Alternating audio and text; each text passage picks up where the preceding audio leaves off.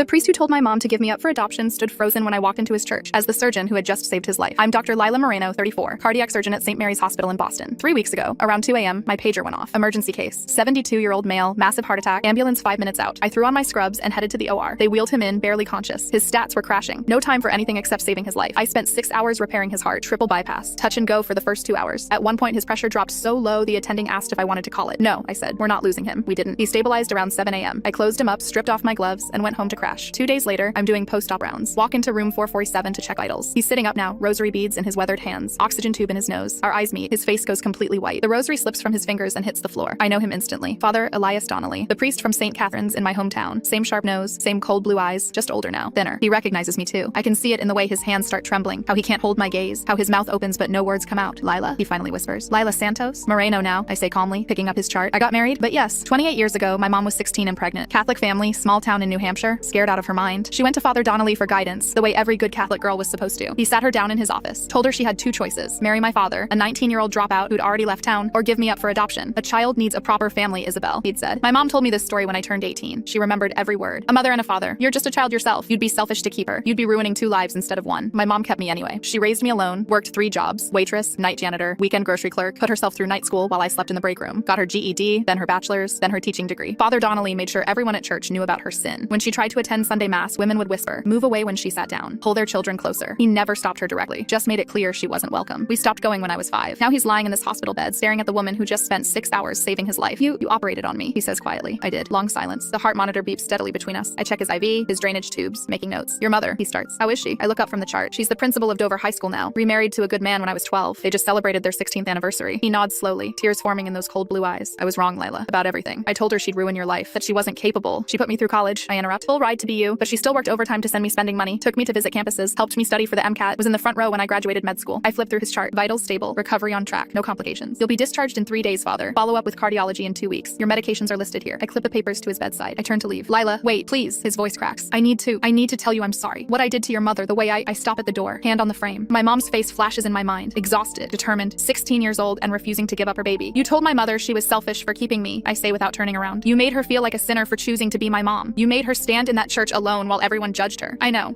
She named me Lila because it means night. I finally look back at him. Said I was her light in the dark, not her mistake. She told me that every single night before bed. His hands clutch the sheets now, rosary forgotten on the floor. I became a surgeon because of her, I continue. Because she taught me that saving lives matters more than judgment, that everyone deserves a second chance at life, even if they never gave one to others. Tears are streaming down his face now. So, yes, Father Donnelly, I saved your life. Not because you deserved my mother's forgiveness. You don't get to ask her for that, but because she raised me to be better than the people who judged her. I walk out. Behind me, I hear him sobbing into his pillow.